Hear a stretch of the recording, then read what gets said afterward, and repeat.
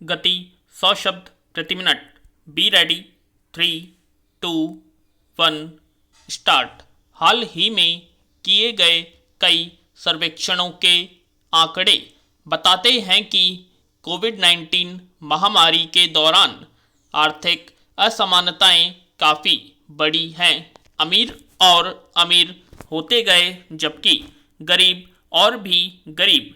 आंकड़े देश के शीर्ष आमदनी वाले लोगों की संपत्ति में तीव्र वृद्धि की गवाही देते हैं। दूसरी ओर गरीबी रेखा से नीचे जीवन बसर करने वाले लोगों की संख्या बड़ी है। दूसरी बड़ी पूर्णबंदी के कारण दिहाड़ी श्रमिकों के 2 वक्त की रोटी भी मैसर नहीं।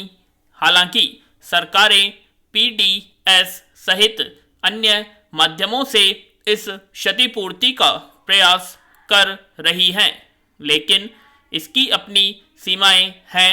मजदूर, किसान से लेकर निम्न मध्य वर्ग की एक बड़ी आबादी दिन प्रतिदिन अपने उज्जवल भविष्य के सपनों को दूर होते देख रही है।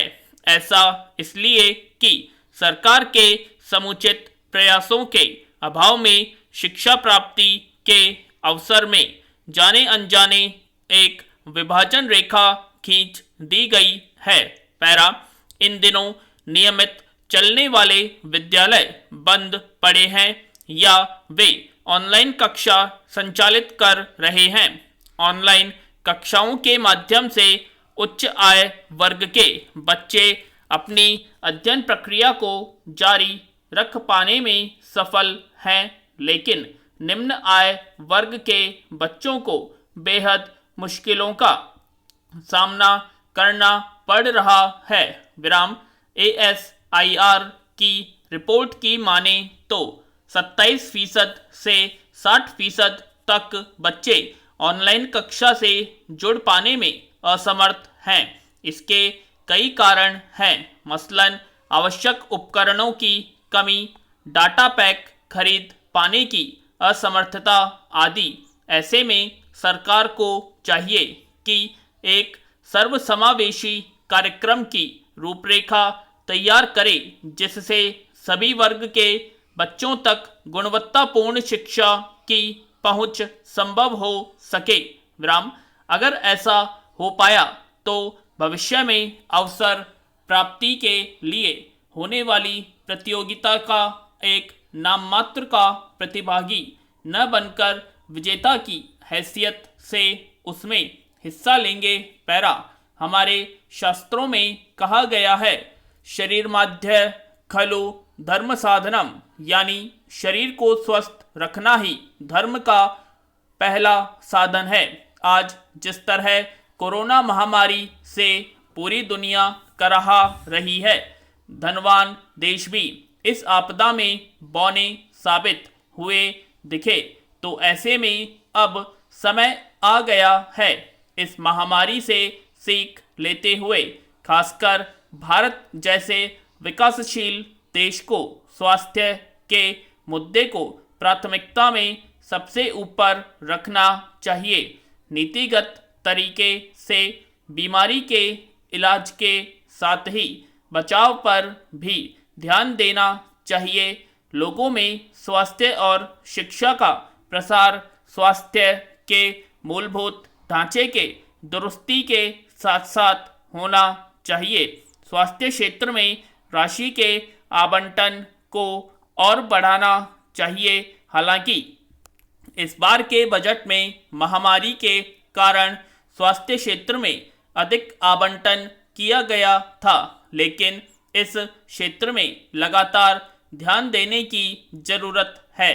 तभी हम एक स्वस्थ नागरिक वाला देश बन पाएंगे, अन्यथा वही खोखली आर्थिक तरक्की करेंगे जैसा अभी तक होता आया है। पैरा, यह समय रहते नहीं सुधारा गया तो भविष्य में और घातक साबित हो सकता है। अगर स्वास्थ्य नागरिक होगा तो देश भी स्वस्थ होगा, लोगों की जीवन की गुणवत्ता बढ़ेगी और साथ ही साथ लोगों में कार्य करने की क्षमता भी और कुशल होगी। आरोग्य ही संपूर्ण समृद्धि का मंत्र है। सरकार को चाहिए कि स्वास्थ्य को सबसे पहले स्थान पर रखें अपनी प्राथमिकताओं में और आरोग्य भारत की ओर कदम बढ़ाएं। स्वास्थ्य और शिक्षा का जन जन तक प्रचार करें। पैरा ऐसा साफ लगने लगा है कि अमेरिका के राष्ट्रपति जो बाइडेन भी उसी नक्शे कदम पर चल रहे हैं जिस पर उनके कई पूर्ववर्ती चल रहे थे, यानी इजराइल को हर कीमत पर रक्षा कवच मुहैया कराते रहना है, चाहे वह जितना भी जुल्म कर ले। उसे अंकल सैम का समर्थन हर हाल में मिलता रहना चाहिए। बाइडेन एक तरफ तो नेतन्याहू को 5 बार फोन करके युद्ध विराम करने का दबाव बनाते हैं, दूसरी ओर जब यही काम सुरक्षा परिषद बिल के रूप में लाता है तो वहां वीटो करवा देते हैं। इतना ही नहीं, इजराइल को और हथियार बेचने की वकालत करते हैं। शायद कुछ पश्चिमी देशों की इसी हठ धर्मिता के कारण इतने दशकों बाद भी फिलिस्तीनियों को न्याय नहीं मिला। पैरा हमेशा की तरह एक बार फिर इजराइल और फिलिस्तीन विवाद सुर्खियों में है। इस विवाद को लेकर सार्वजनिक मंचों पर भी गुटबाजी की राजनीति शुरू हो गई है। यह ध्यान रखने की जरूरत है कि यह मुद्दा मानवता और राष्ट्रहित के लिए उचित निर्णय से भी जुड़ा है। इस विवाद के संदर्भ में भारत का आज भी वही रुख है जो आज़ादी से पहले था। विराम, चाहे वह यरूशलेम को इजराइल की राजधानी मानने वाला प्रस्ताव हो या फिर दोनों राष्ट्रों के बीच हिंसक घटना का मुद्दा, भारत ने इसका कड़ा विरोध किया है। भारत के लिए इजराइल और फिलिस्तीन दोनों की अहमियत समान है। दोनों राष्ट्रों ने कश्मीर मुद्दे पर भारत का साथ दिया है। अगर हम इस मुद्दे को धर्म से जोड़ कर नहीं देखें तो इन देशों के साथ भारत का अच्छा संबंध जुड़ा हुआ है। इस क्षेत्र में लगभग 7 मिलियन भारतीय रहते हैं जो भारत के विदेशी मुद्रा भंडार में 40 बिलियन डॉलर का योगदान करते हैं। भारत के 60% से अधिक तेल गैस की आपूर्ति इस्लामी देशों से होती है, जहां कारगिल युद्ध के समय से आज तक भारत के शीर्ष 10 व्यापारिक साझेदार रहे। इजराइल ने भारत का रक्षा और तकनीकी क्षेत्र में भरपूर सहयोग दिया।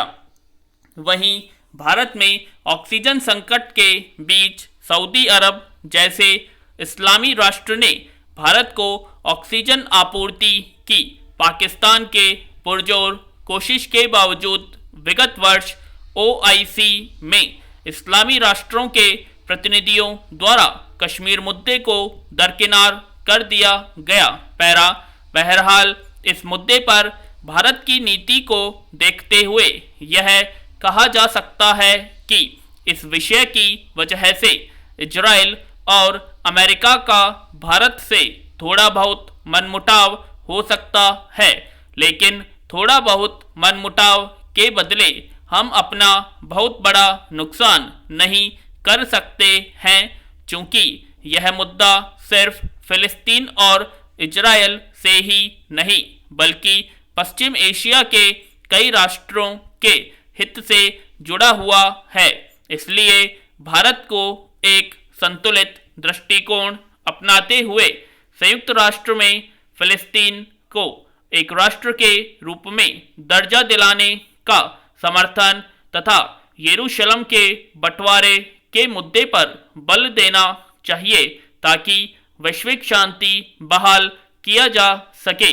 अगर हम 21वीं सदी में भी रूढ़िवादी दृष्टिकोण को अपनाएंगे तो हमारे राष्ट्र में आंतरिक असहिष्णुता तो बढ़ेगी ही, साथ ही हमारे विदेशी संबंध भी कमजोर पड़ जाएंगे। पूर्ण विराम।